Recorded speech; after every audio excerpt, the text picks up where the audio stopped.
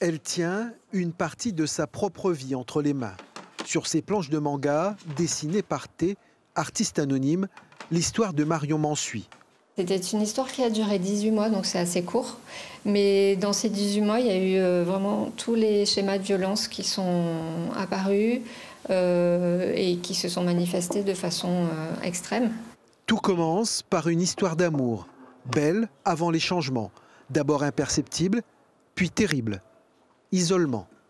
Sous prétexte qu'on s'aime, on est heureux, on n'a pas besoin de sortir, on n'a pas besoin de voir des amis, on reste ensemble, on est en fusion.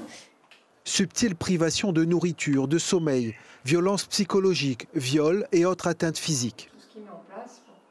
On apprend à supporter des petites choses qui ne le sont pas. Vu de l'extérieur, c'est quelque chose qui est totalement intolérable.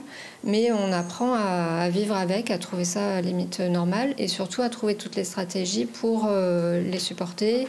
Un jour, voyant sa dernière heure arriver, elle s'enfuit, mais revient. Dans son cas, une seule fois, quand c'est 7 en moyenne pour une femme victime de violence.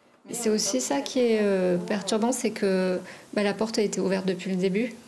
Mais il n'y avait pas cette possibilité de sortir. C'est vraiment une prison mentale.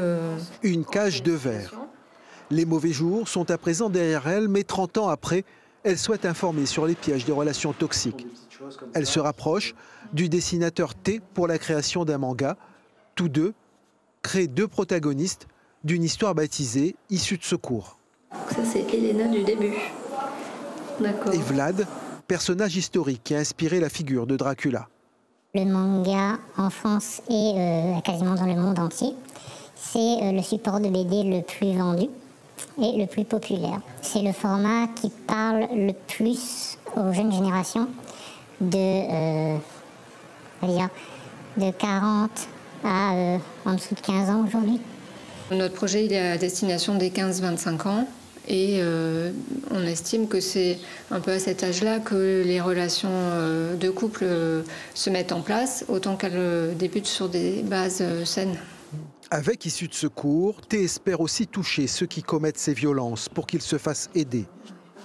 Ces planches, destinées à être exposées notamment dans les établissements scolaires, sont aussi traduites en créole.